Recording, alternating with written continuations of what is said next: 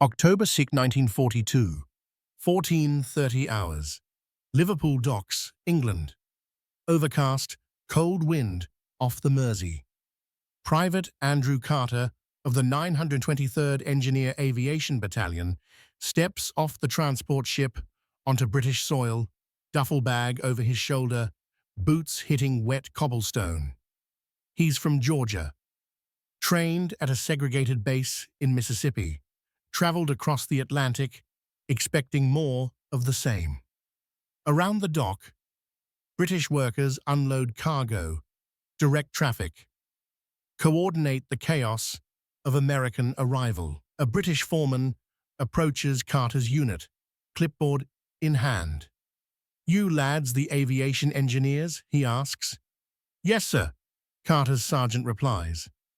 The foreman scans the clipboard, looks at the all-black company, shows no reaction. "Right then. Trucks are waiting. Your barracks are in Warrington. Mess opens at 1800. Any questions?" Carter waits for the other part, the separate entrance, the different facility, the segregated mess. It doesn't come. The foreman walks away, treating them like soldiers, just soldiers. Carter adjusts his dog tags, standard issue, stamped metal, carried from basic training, and follows his unit to the trucks. They weren't ready for ordinary dignity. If you want the history that actually happened, not the sanitized version, hit subscribe. This story changes everything. The expectation was crystal clear, stamped into every regulation and assumption. Black soldiers arriving in Britain carried Jim Crow in their uniforms. They'd trained at segregated bases, eaten at separate tables, used different facilities, been told explicitly and implicitly that their skin determined their ceiling.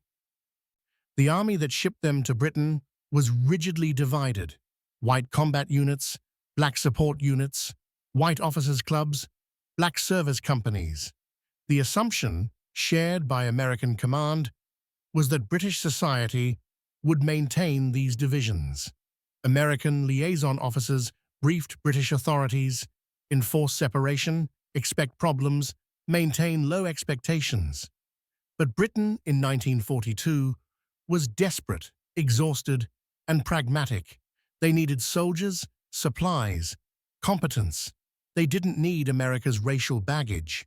What black soldiers found in Britain wasn't paradise, it was something stranger and more disorienting. The possibility of being treated like everyone else. November 1942.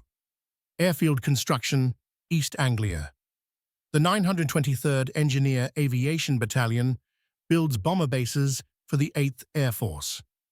Runways, hangars, fuel depots, infrastructure for the air war against Germany. Private Carter operates a bulldozer, grading a runway. He's been working since 0600.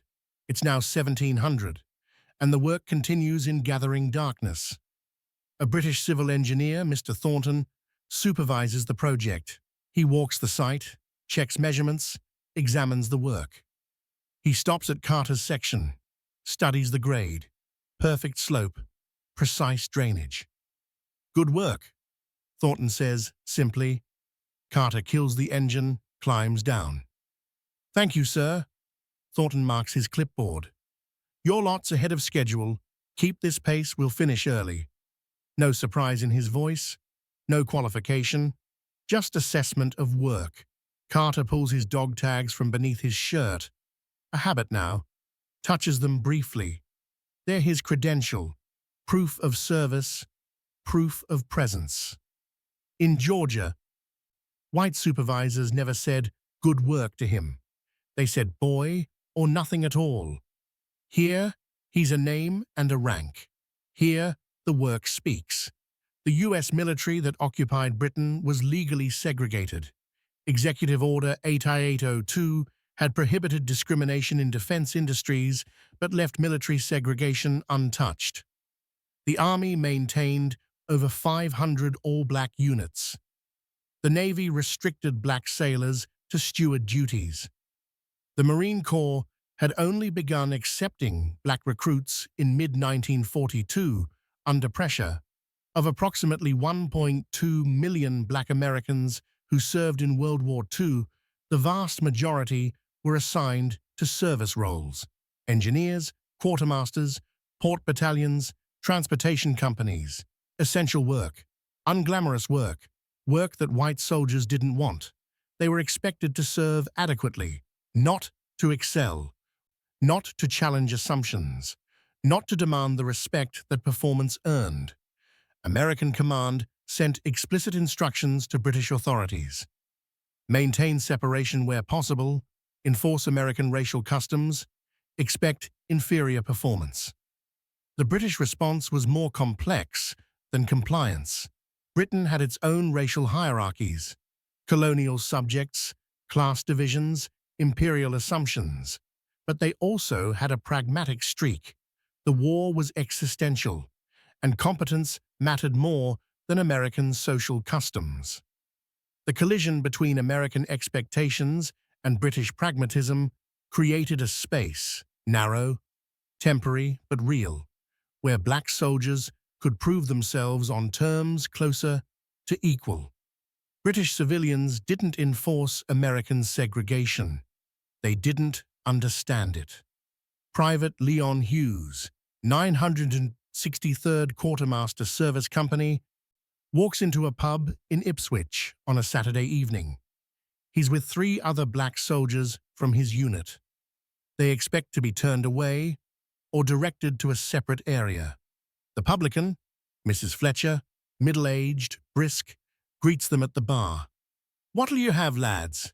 Hughes hesitates. "We can drink here, ma'am?" Mrs. Fletcher looks confused. "You're in uniform, aren't you? You're welcome." Hughes orders. The drinks come. No separate area, no hostile stares. British soldiers at nearby tables nod greetings. One British sergeant strikes up conversation. "Where you from?" "Alabama," Hughes says carefully. "Long way from home," the sergeant says. "Wars like that. Drink up." Hughes writes home to his mother that week. "The British treat us like soldiers. Nothing special, nothing less. Just men in uniform doing a job. Ma, I didn't know what normal felt like until I left America. Now, I don't know how to go back." The contrast wasn't just startling, it was clarifying. It proved that segregation wasn't natural law. It was American choice. Not every American soldier accepted British integration. American military police, enforcing stateside racial customs, attempted to impose segregation in British towns. They designated pubs white only or colored only. They restricted black soldiers' movement. They enforced Jim Crow on foreign soil. British pub owners refused. British civilians protested. British soldiers objected. In Bamber Bridge, Lancashire, June 1943, tensions exploded. White American MPs tried to arrest black soldiers at a pub. British civilians intervened.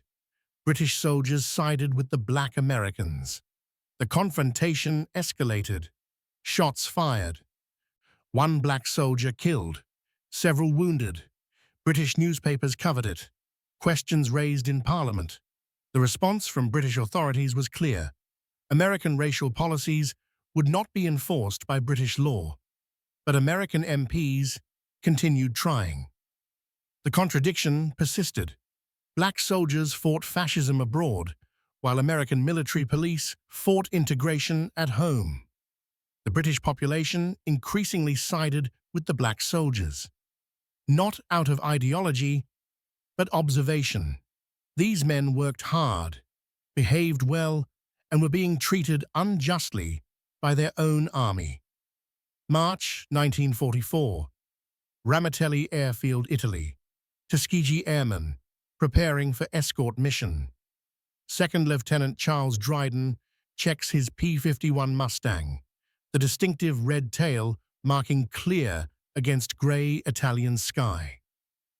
His squadron, Part of the 332nd Fighter Group is escorting B-17 bombers to Berlin. The bomber crews know the red tails. They request them specifically. The Tuskegee Airmen's record, exceptional. They stay with the bombers. They don't abandon escort duty to chase individual kills. They bring the bombers home. Dryden climbs into his cockpit, adjusts his dog tags. They hang next to his oxygen mask, constant presence, and runs pre-flight checks. Radio chatter confirms 16 red tails, 42 bombers, deep into Germany. The mission runs 6 hours. Luftwaffe fighters engage twice. The red tails intercept, drive them off, return to formation. All 42 bombers return. 0 losses. When Dryden lands at Ramitelli, ground crew counts the bullet holes in his fuselage. 17. One wing spar damaged. He flew it home anyway. A white bomber pilot, Captain Morrison, seeks out Dryden in the debriefing tent. "You saved us today." Dryden nods, exhausted. "That's the job, sir." Morrison hesitates. "I'm from Tennessee. Didn't believe you could fly. Didn't believe anyone Negro could." Dryden looks at him steadily. "And now?" Morrison extends his hand. "Now, I know I was wrong." They shake. It's not friendship, it's recognition earned at 20,000 feet. The Red Ball Express, named for the railway term for priority freight, ran from August to November 1944. Over 6,000 trucks, predominantly driven by black soldiers, hauled supplies from Normandy to the advancing front. The statistics were staggering. 412, 193 tons of ammunition, fuel, food, and equipment delivered. Convoys running 24 hours daily. Drivers logging 18-hour shifts. Corporal James Washington drives a deuce and a half loaded with artillery shells. He's been driving for 16 hours straight. The route from Cherbourg to Nancy, 450 kilometers of cratered roads, improvised bridges, occasional German holdouts. A British transport officer flags him down outside Rennes. "You're the 7th convoy through here today. All colored drivers. You lads don't stop." Washington drinks from his canteen, wipes his mouth. "Can't stop, sir. Front needs ammunition." The British officer shakes his head. "We heard American Negro troops were unreliable. Someone's been lying." Washington climbs back in his cab. "Yes, sir, someone has." He delivers his load on time, refuels, takes another run. Patton's Third Army advances because the Red Ball Express doesn't stop. The drivers are exhausted, underappreciated, essential. Without them, the war in Europe lasts longer. With them, Allied victory comes faster. Performance, undeniable and documented. You're learning what they tried to erase, what they hoped you'd never find out. If this truth matters to you, subscribe now. Keep this history alive. July 1944. Field Hospital, Normandy, 10 kilometers from the front.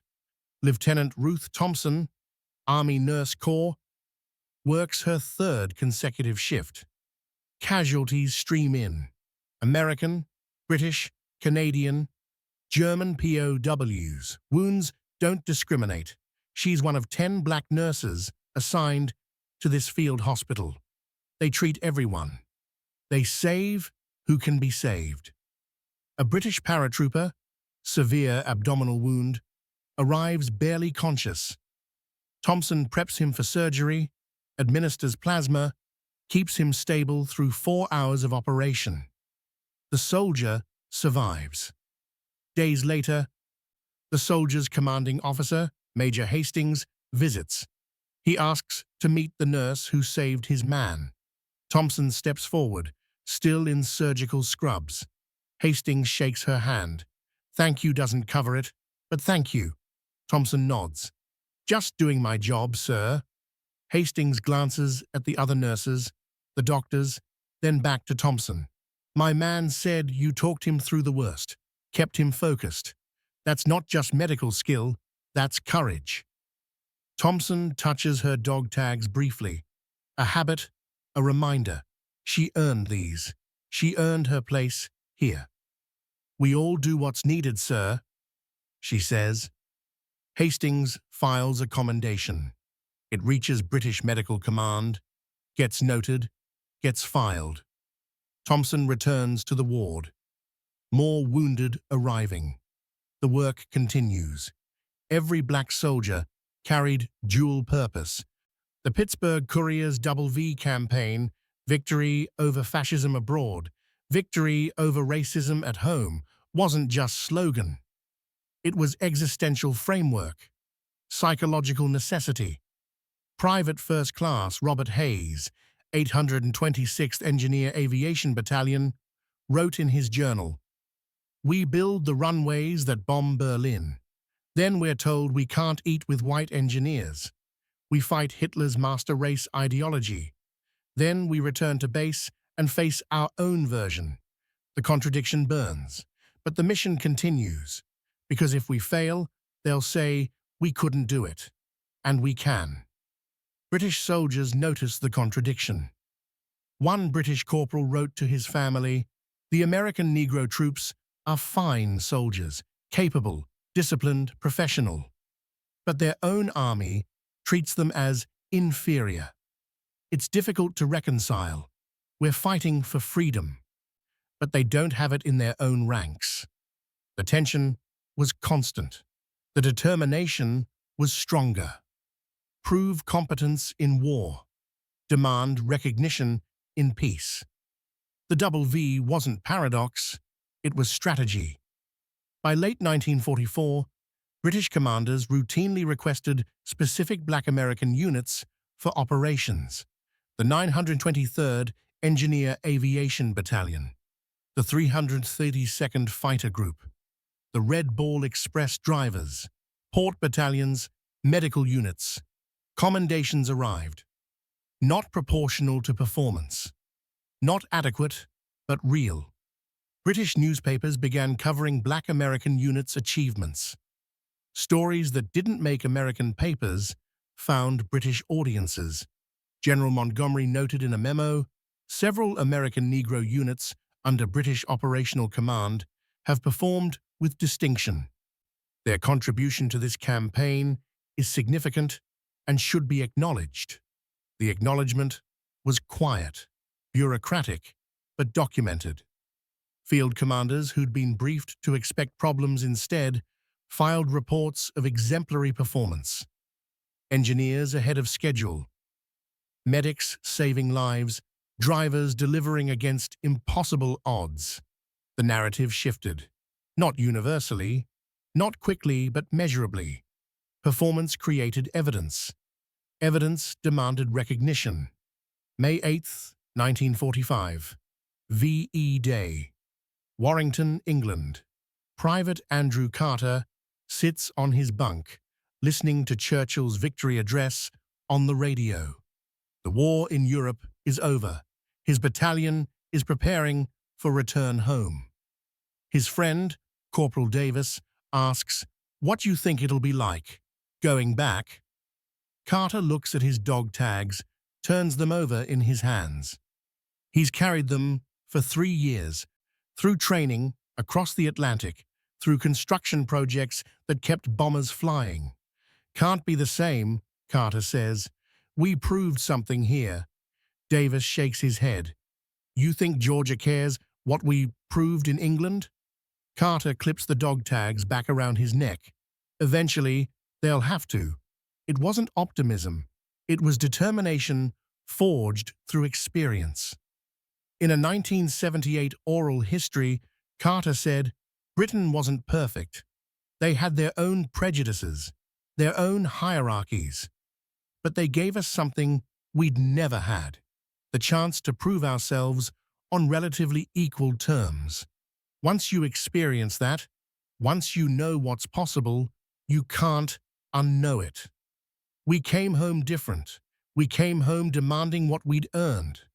The equation was simple. Service plus dignity equals expectation of justice.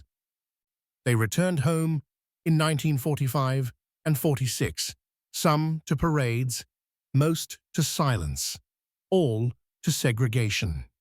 The GI Bill promised education and housing. Southern banks denied loans. Universities imposed quotas. The promise became selective, but they'd seen another way. They'd experienced dignity. They refused to forget. Private Andrew Carter became Andrew Carter Sr., teacher in Atlanta. He joined the NAACP, organized voter registration drives, marched in the 1960s. His students asked why he kept fighting. He showed them his dog tags from the war. These say, "I was good enough to serve. I'm good enough for equal rights." The veterans of the 923rd, the 332nd, the Red Ball Express, the field hospitals, they became the backbone of the civil rights movement. The discipline they learned in war became the discipline of nonviolent protest. The courage that carried them through combat carried them through Birmingham and Selma. British veterans who'd served alongside them sent letters, testified about their competence, pushed for racial equality in their own services. The alliance forged in war continued in peace. The fight for recognition became the fight for justice. The lineage of service passed to the next generation and the next. They arrived in Britain expecting more of the same: segregation, dismissal, doubted competence. They found something different: the possibility of being judged by their work, not universally, not perfectly, but measurably. The experience changed them, proved what was possible, created expectations that couldn't be unmade. Black soldiers in World War II didn't just fight fascism, they fought for recognition. They earned it through excellence so consistent that prejudice couldn't ignore it. The thesis was always simple: courage and competence shatter prejudice. Service demands recognition. Dignity, once experienced, becomes non-negotiable. Somewhere in a quiet house in Atlanta, Andrew Carter Sr. keeps a small box on his dresser. Inside, his dog tags from the 923rd Engineer Aviation Battalion. Stamped metal, service number, blood type, name and rank. He touches them every morning. A reminder of what he proved, of what he earned, of what he'll never stop demanding. The tags are worn now, the metal dulled, but the message is clear: these credentials don't expire. This is the history they hoped you'd never hear. The truth that changes how you see everything. Subscribe. Don't let them bury it again.